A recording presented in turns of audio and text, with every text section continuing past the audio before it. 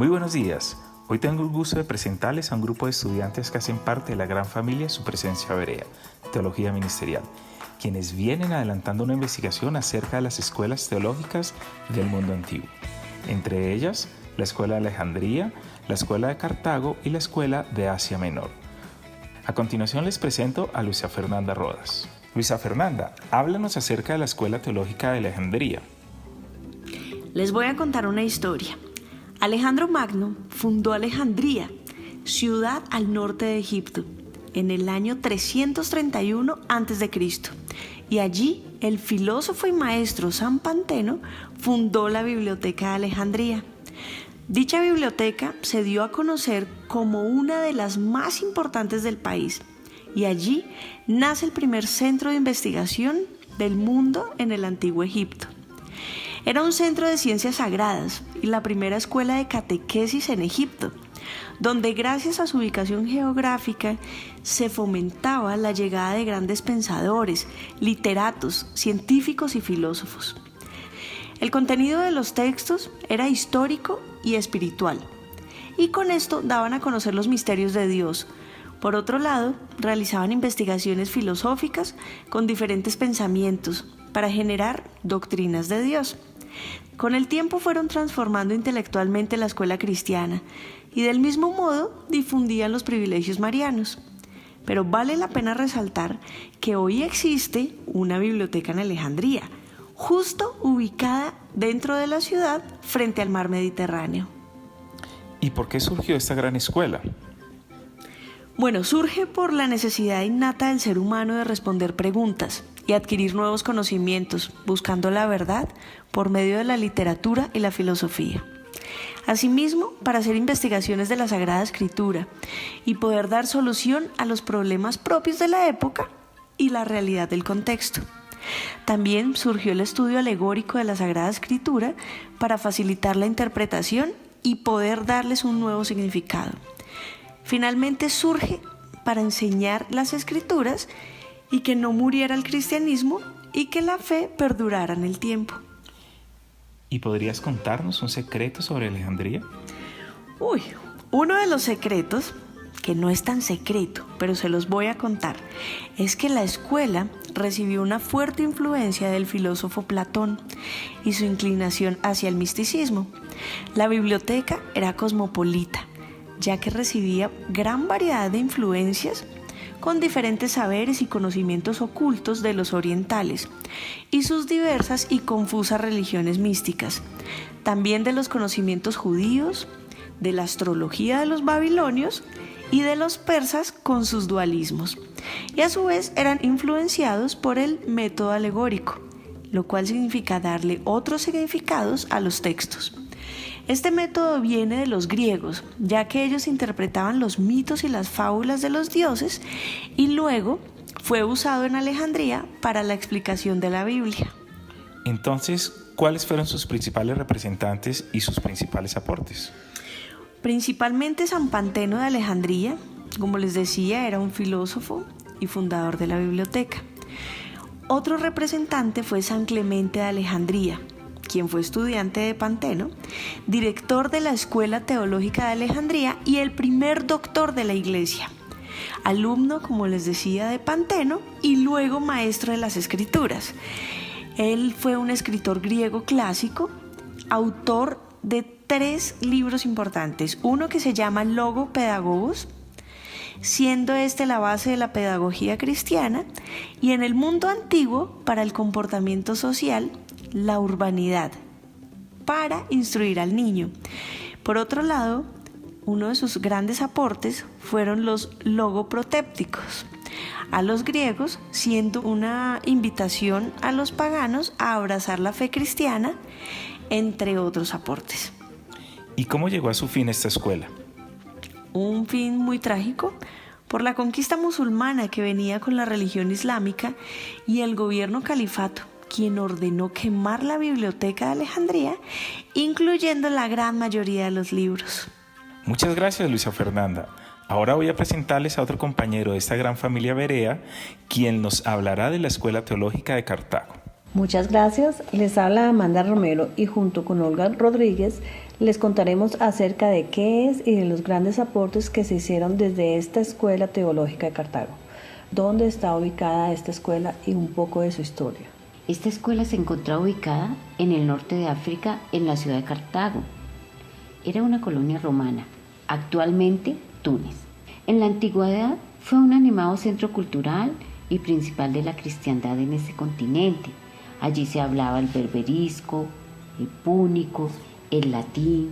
De hecho, allí existían 3 clases sociales, que eran los bereberes, que la conformaban los agricultores y obreros, los fenicios o púnicos, que la conformaban la clase media, y los romanos, que eran los dueños de propiedad y grandes empresas comerciales.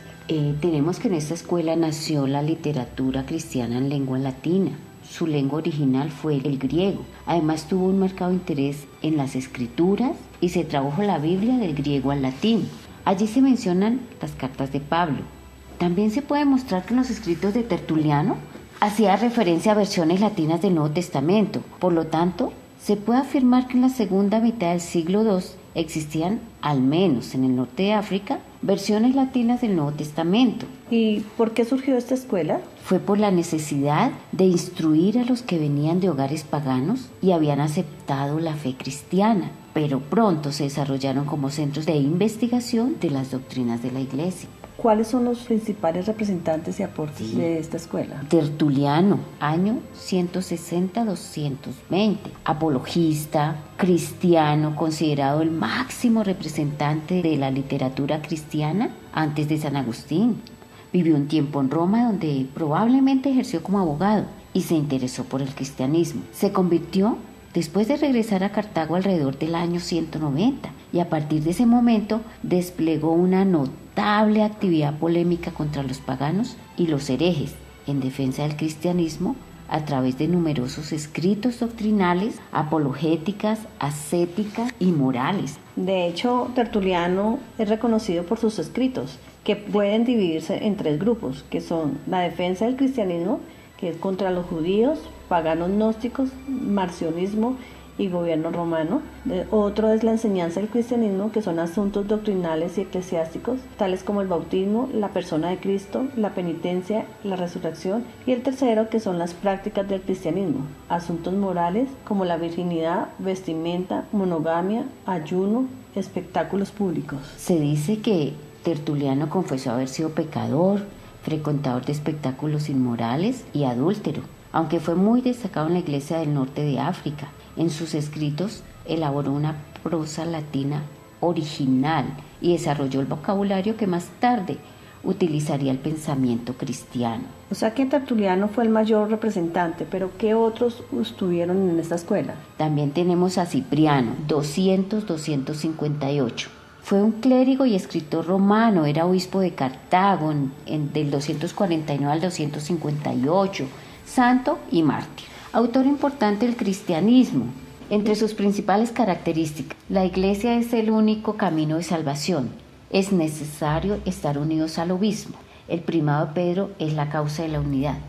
Tenemos también a Minucio Félix, 150-270. Fue un abogado y apologista. Escribió el Octavius, que es un diálogo entre 3 personajes. Uno defiende la causa del paganismo, otro la del cristianismo, y el autor mismo es el juez del debate. Menciona la existencia de un Dios único, la inmortalidad del alma y la providencia divina. ¿Y cómo llegó a su fin esta escuela? Se cree que durante la persecución por parte de Septimio Severo. Esta escuela definitivamente fue de gran impacto para el pensamiento teológico. Ahora continuaremos enriqueciendo nuestro conocimiento a través de la Escuela de Asia. Nos encontramos con Valentina y Jorge Rodríguez, quienes nos van a contar acerca de la Escuela Teológica de Asia Menor. Claro que sí. Bueno, es en los viajes del apóstol Pablo donde se empieza a hablar de la región de Asia Menor, años 47 y 48 después de Cristo aproximadamente. Durante el siglo I de nuestra era florecieron muchas congregaciones cristianas en Asia Menor, pues gran cantidad de judíos y gentiles respondieron a las buenas nuevas. Aparte de Siria y Palestina, Asia Menor fue la zona donde primero progresó el movimiento cristiano y donde más se extendió. Jorge, por favor, cuéntanos tú en qué época surgió la Escuela de Asia Menor y cuáles fueron sus principales exponentes. Esta escuela tiene surgimiento aproximadamente en el siglo I y II a través de Policarpo de Esmirna, de quien se dice fue muy cercano al apóstol Juan, de quien recibió el mensaje de primera mano. Su principal exponente fue Ireneo de Lyon, quien representó una figura decisiva entre las primeras generaciones del cristianismo. Ireneo nació en Asia Menor, en Esmirna, en el año 135 aproximadamente. Cuando joven, Ireneo de Lyon escuchó a Policarpo de Esmirna. Luego, aproximadamente en el año 170, se estableció en la ciudad de Lyon, lugar en el que había una comunidad de inmigrantes cristianos del Asia Menor. Fue presbítero en el año 177 y luego fue enviado a una misión en Roma. Al volver de allí, de su misión, y darse cuenta de la muerte del en ese momento obispo de Lyon, Ireneo se convirtió en el sucesor. Es entonces cuando inició su dirección de la iglesia en la ciudad, evangelizando y defendiendo a los cristianos de los ataques de las herejías. Siempre procuró mantener la paz en la iglesia. Finalmente, es importante mencionar que es uno de los más grandes teólogos cristianos. Ahora, por favor, díganos, ¿cuáles fueron las características de la escuela de Asia Menor?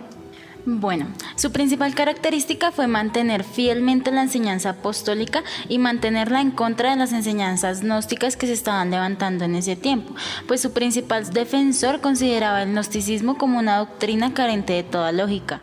Además, la escuela teológica de Asia Menor fue basada en la teología de Ireneo de Lyon, quien sostenía que Dios existe desde el principio y creó todo de la nada. Asimismo, sostenía que el diablo no es quien gobierna el mundo, sino Dios, y que Dios gobierna el mundo por medio de sus manos. Sostenía que Dios es Padre, Hijo y Espíritu Santo. Es Cristo quien le ofrece salvación al ser humano y es Cristo el nuevo Adán, en tanto que es la nueva cabeza de la humanidad. Qué interesante conocer todo esto, pero aún no nos han contado en dónde se encontraba ubicada Asia Menor y actualmente cómo se llama. La antigua Asia Menor era una región geográfica ubicada en el sudoeste de Asia, comprendiendo la mayor parte de lo que es actualmente Turquía. En su época, su capital era Éfeso. Limita al norte con el Mar Negro, al sur con el Mar Mediterráneo, al oeste con el Mar Egeo y el Mar Mármara, y al este con las cadenas montañosas de la Tauro y Antitauro. Nos gustaría muchísimo saber por qué surgió esta escuela. Bueno, claro que sí. Surgió con la necesidad de conservar la sana doctrina, porque defendían fielmente la enseñanza obtenida por los apóstoles en su época y por la fidelidad con que Ireneo de Lyon transmitió la memoria de los tiempos apostólicos. Jorge, ¿qué implicaciones tuvo esta escuela? Sí, mira, la implicación es de gran tamaño, debido a que fue fundamentada en la Biblia y la doctrina de la Iglesia por encima de las opiniones personales. ¿Qué influencia recibió? Bueno, la influencia más significativa e importante fue la enseñanza apostólica, es decir, de primera mano de los apóstoles. ¿Y cuál fue el final de esta escuela? Bueno, a pesar de haber sido una iglesia perseguida y purificada a causa de la persecución, era una iglesia unificada. Era organizada y liderada por obispos que la gobernaban. La iglesia crecía a tal punto que hoy se calcula que un gran porcentaje del imperio habría sido cristiano, un escenario ideal para entrar al siguiente periodo de la historia, la iglesia imperial. Bueno, muchísimas gracias Valentina y Jorge por esta valiosa información.